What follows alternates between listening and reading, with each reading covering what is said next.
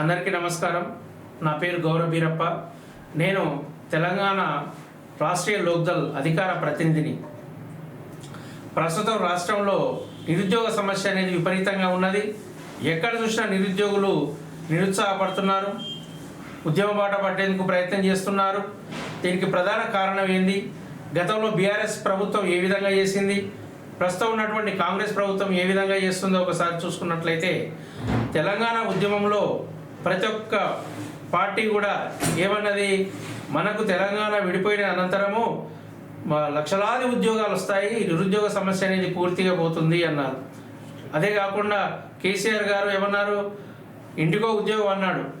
అదే కాకుండా రాష్ట్ర స్థాయి కార్యాలయాలు కావచ్చు లేదా సచివాలయంలో కావచ్చు, మొత్తం ఖాళీ అయితే ఆంధ్రుడు మొత్తం వెళ్ళిపోతాడు, ఉన్న ఉద్యోగాలు మొత్తం మనకే అని అంటే, విద్యార్థులు నిరుద్యోగులు అందరూ ఈ ఉద్యమానికి బాసటగా నిలిచి వీళ్ళు అన్నాంశం కాకుండా కానీ మనని మనం పరిపాలించుకోవాలి అనే ఉద్దేశంతో ముందుకు రావడం జరిగింది. ఎన్నో ఆత్మ బలిదానాలు జరిగాయి. అయినా వచ్చిన అనంతరం ఏం చేశాడు, టీఎస్పీఎస్సీని ఏర్పాటు చేస్తున్నా అని చెప్పి కొన్ని రోజులు, తర్వాత సిలబస్ కమిటీని వేస్తున్నా అని చెప్పి కొన్ని రోజులు, తర్వాత ఈ కమిటీని టీఎస్పీఎస్సీ కమిటీ మెంబర్లను పెడుతున్నాను కొన్ని రోజులు. ఈ విధంగా గడుపుతూ ఇంకో అంశం కూడా తెరపైకి తీసుకురావడం జరిగింది. అదేమిటంటే యూపీఎస్సీ తరహా చట్టము ఈ తెలంగాణ రాష్ట్రంలో కూడా అమలు చేయబోతున్నాము. అక్కడ ఏవైతే చట్టం ఉన్నదో ఆ చట్టాన్ని పూర్తిగా మేము అడాప్ట్ చేసుకుంటాము. ఏదైనా కార్యాలయంలో ఏదైనా ఆఫీసులో ఒక్క సబార్డినేట్ కానీ ఫ్యూన్ ఉద్యోగం కానీ ఖాళీగా ఉంటే ఆ ఖాళీని వితిన్ ద పీరియడ్లో, అంటే టైం పీరియడ్లో ఫిలప్ చేస్తాము. ఫిలప్ చేసేందుకు ఒక బాధ్యుడైన ఆఫీసర్ని పెడతాము. ఒకవేళ సకాలంలో నిర్దిష్ట కాలంలో ఫిలప్ చేయనట్లయితే అతన్ని బాధ్యుని చేస్తాము అని చెప్పి ఇట్లాంటి మాయమాటలు చెప్పి 2-3 సంవత్సరాలు గడిపాడు. తర్వాత గ్రూప్ 2 వేశాడు. అందులో ఎన్నో తప్పులు, కోర్టు కేసులు అయినాయి.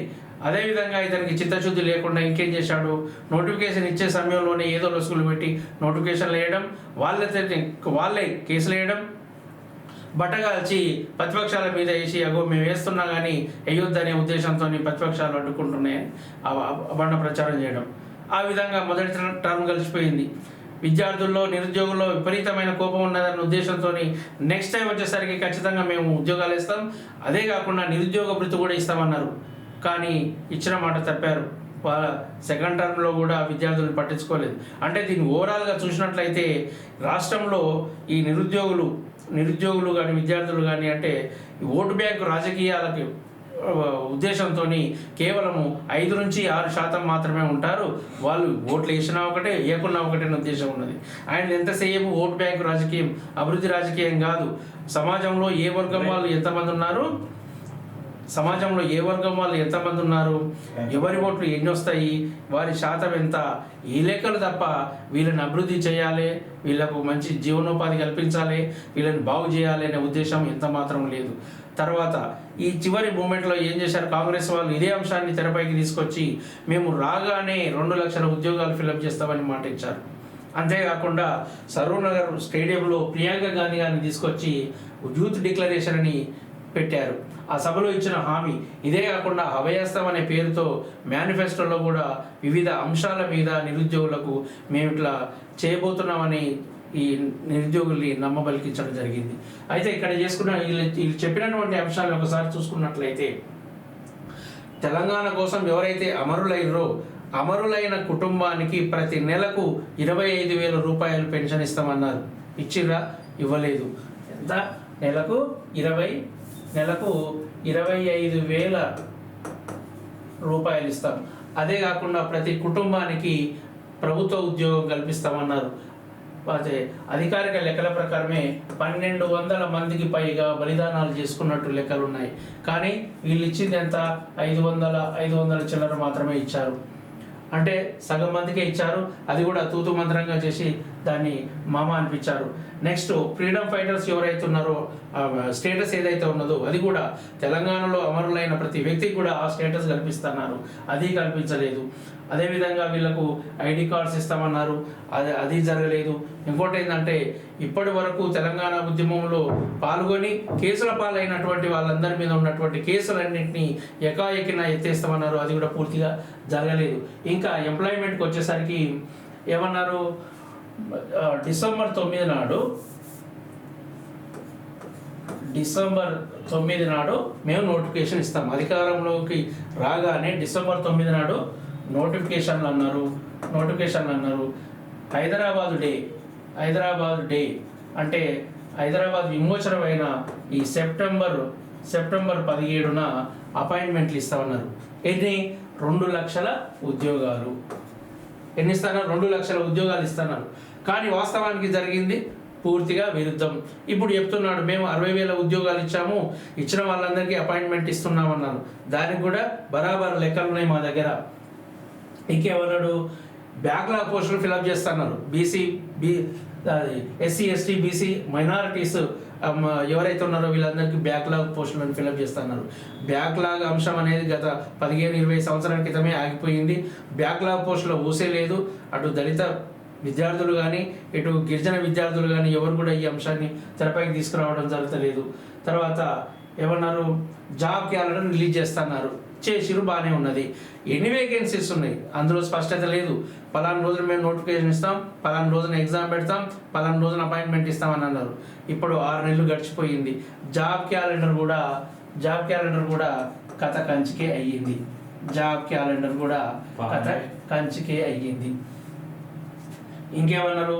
అపాయింట్మెంట్ లిస్ట్ భాగంగా డిసెంబర్ 9 నాడు 2 లక్షల ఉద్యోగాలు ఇస్తాము. హైదరాబాద్ విమోచనం అయిన రోజు సెప్టెంబర్ 17న మేము అపాయింట్మెంట్ ఇస్తున్నారు. అది జరగలేదు. తర్వాత టీఎస్పీఎస్సీని స్ట్రెంథన్ చేస్తాను. గతంలో కేసీఆర్ ఏ విధంగా అయితే చెప్పిండో వీళ్ళు కూడా అదే చెప్పారు. యూపీఎస్సీ తరహా చట్టాన్ని మేము టీఎస్పీఎస్సీకి తీసుకొస్తామన్నారు. అది జరగలే.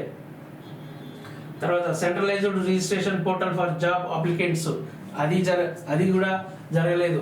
ఇంకేమన్నారు? ప్రైవేట్ రంగంలో అంటే హైదరాబాద్ రాష్ట్రంలో సాధారణ లెక్కల ప్రకారము ఒక 10 లక్షల మంది జనాభా ప్రైవేటు సెక్టార్లో పనిచేస్తున్నారు. అందులో 75% రిజర్వేషన్ స్థానికులకి కల్పిస్తామన్నారు. అది కూడా జరగలేదు. ఇంకా మంత్లీ అన్ఎంప్లాయ్మెంట్ అలయన్స్ ఆఫ్ 4,000 నిరుద్యోగ వృత్తి 4,000 ఇస్తున్నారు. ఇప్పటి వరకు జరగలేదు. ఏది అంటే డిసెంబర్ 9 ఇంకా వచ్చినట్టు వాళ్ళకు లేదా? ఇప్పటికి 18 నెలలు గడిచిపోతుంది. ఇప్పటికి కూడా నిరుద్యోగుల గురించి పట్టించుకునే నాదే లేడు. అదేవిధంగా ఎడ్యుకేషన్లో ఇప్పుడు ఏవైతే తెలంగాణ ఉద్యమానికి కేంద్ర బిందువులో ఉన్నటువంటి యూనివర్సిటీస్ ఏవైతే ఉన్నాయో వాళ్ళన్నింటిలో ఉన్నటువంటి వేకెన్సీస్ అన్ని ఫిలప్ చేసి వీటిని స్ట్రెంథన్ చేస్తున్నారు. దాన్ని పట్టించుకునే పాపన పోలేదు. నెక్స్ట్ కేవలం ట్రిపుల్ ఐటీస్ 4 ఏర్పాటు చేస్తున్నారు. అది ఏర్పాటు చేయలేదు. స్పోర్ట్స్ యూనివర్సిటీ అన్నారు. అది కూడా చేయలేదు. ఇవన్నీ ఫాల్స్ ప్రామిసెస్గా ఉన్నాయి. అయితే ఇప్పుడు చెప్పొచ్చేది ఏంటంటే కాంగ్రెస్ వచ్చిన తర్వాత ఇచ్చిన వేకెన్సీలు ఎన్ని ఉన్నాయో వాళ్ళు చెప్తున్నారు కదా, మేము 60,000 ఉద్యోగాలు ఇచ్చామని.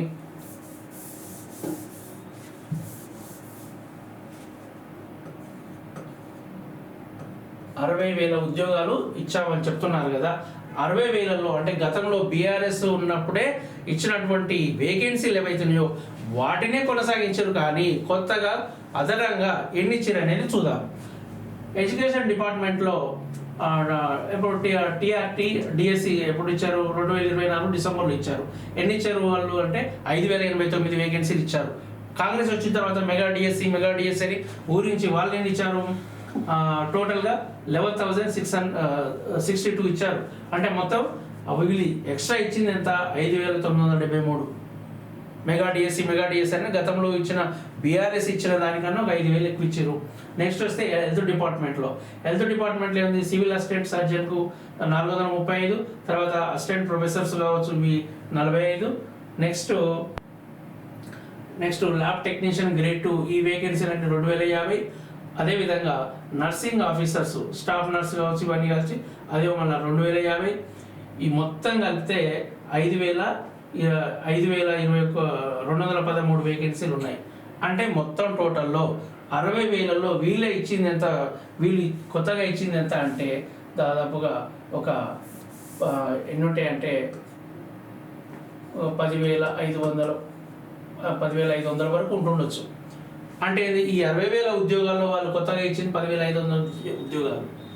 అధికారంలోకి వచ్చి 18 నెలలు గడుస్తుంది. వచ్చిన సంవత్సరం లోపే మేము 2 లక్షల ఉద్యోగాలు ఇస్తామన్నారు. మరి ఉద్యోగాలు అంటే వీళ్ళకు సిగ్గుండే మాట్లాడుతున్నారా, తెలివుండే మాట్లాడుతున్నారా? అంటే నిరుద్యోగులు అంటే లెక్కలేదా? నిరుద్యోగుల్ని పట్టించుకోరా? పోనీ మొత్తం ప్రైవేట్ సెక్టార్లోనే ఉద్యోగాలు కల్పిస్తాం, ప్రభుత్వ ఉద్యోగాలకు ఎవరు ప్రిపేర్ కావద్దు అంటే విద్యార్థులు అందరూ వదిలేస్తారు కదా, దాని మీద ఆశలు పెట్టుకోరు కదా. అప్పులు చేసి సప్పులు చేసి నానా బాధలు పడి ఇన్ని సంవత్సరాల నుంచి ప్రిపేర్ అవుతుంటే ఇప్పటికి కూడా ఒక నోటిఫికేషన్ లేదు.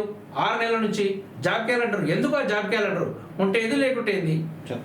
ఎందుకు అనౌన్స్ చేయడం జరిగింది? దాన్ని తీసి చెత్తపుడులు వేస్తే సరిపోదా? ఎవరిని మోసం చేస్తున్నట్టు? తెలంగాణ కోసం ఇంత కష్టపడి దెబ్బలు తిని లాఠీచార్జ్ తిని కేసులు మీనేసుకొని ఉంటే ఒక 2-3 జనరేషన్ స్పై చేశారు. అటు బీఆర్ఎస్ కావచ్చు, ఇటు కాంగ్రెస్ కావచ్చు. కాంగ్రెస్ అధికారంలోకి వచ్చే ముందు విద్యార్థులు, నిరుద్యోగులు, ఉద్యోగులు పని కట్టుకొని ప్రచారం చేశారు.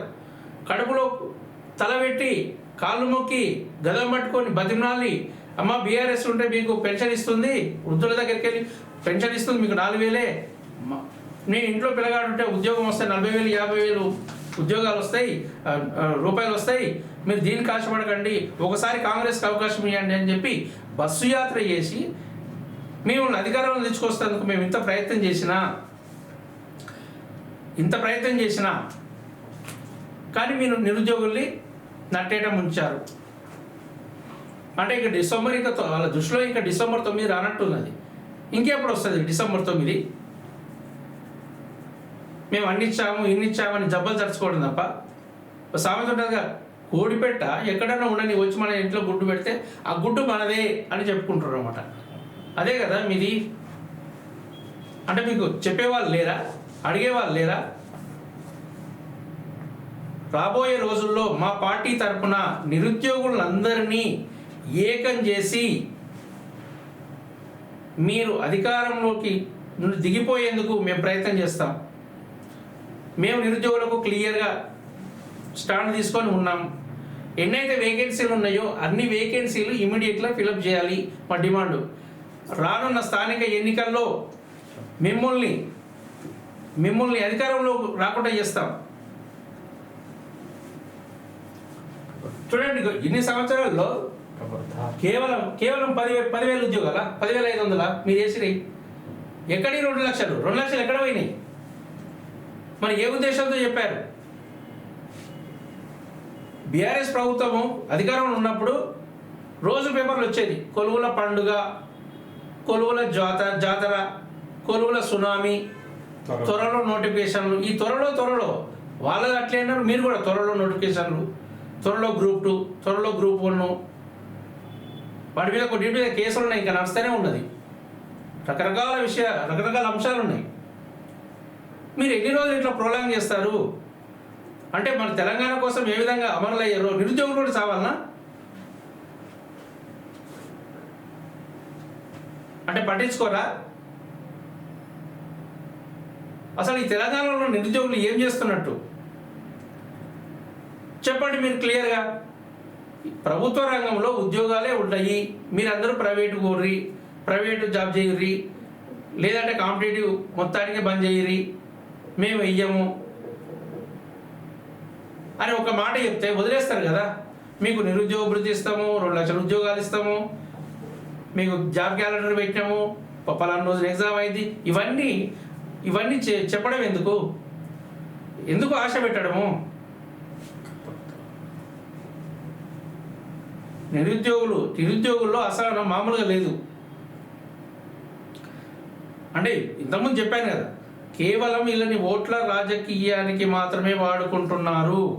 రాష్ట్రంలో దాదాపుగా 5-6% మాత్రమే నిరుద్యోగులు ఉన్నారు. వీళ్ళ వల్ల ఏమి కాదనుకుంటున్నారేమో. మీ అనుభవంలోకి వచ్చింది కదా, ఈ నిరుద్యోగులే కదా మిమ్మల్ని అధికారంలో తీసుకొచ్చింది. వీళ్ళే కదా ప్రతి ఇంటి గడపకు తిరిగి ప్రచారం చేసింది, కావాల్సి పని చేసింది. ఒక్కొక్క నిరుద్యోగికి 100 మందిని ఇన్ఫ్లుయెన్స్ చేయగలడు. అంటే వీళ్ళు ఏం చేస్తారో అనుకుంటున్నారేమో. ఒక్కొక్క నిరుద్యోగి వందల మందిని ఇన్ఫ్లుయెన్స్ చేయగలడు. రాబోయే రోజుల్లో స్థానిక సంస్థల్లో ఎన్నికలు కావచ్చు, మరి ఏ ఎన్నికల్లో అయినా సరే పని కట్టుకొని ప్రచారం చేస్తాము కాంగ్రెస్ పార్టీకి వ్యతిరేకంగా.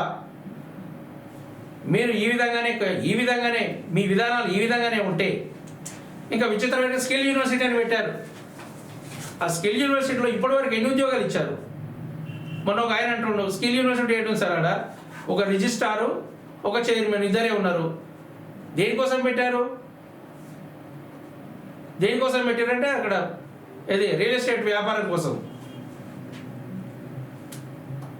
రానున్న రోజుల్లో మాతో పాటుగా బీజేపీ ఆల్రెడీ కేంద్రంలో ఉన్నది, ఇక్కడ కూడా కలిసి పోరాటం చేస్తాం, లేదా ఇండివిజువల్ పోరాటం చేస్తాం. కానీ మేము నిరుద్యోగుల పక్షాన మాత్రం ఖచ్చితంగా కొట్లాడతాము. కాంగ్రెస్ పార్టీ ఇకనైనా మేల్కోవాలి. ఖబర్దార్ కాంగ్రెస్ నాయకులారా, ఇప్పటికైనా మేల్కోండి, నిరుద్యోగుల్ని కాపాడండి. తక్షణం నోటిఫికేషన్లు వేయండి. వాళ్ళ అసహనాన్ని పరీక్షించొద్దు, వాళ్ళ సహనాన్ని పరీక్షించొద్దు. జై తెలంగాణ.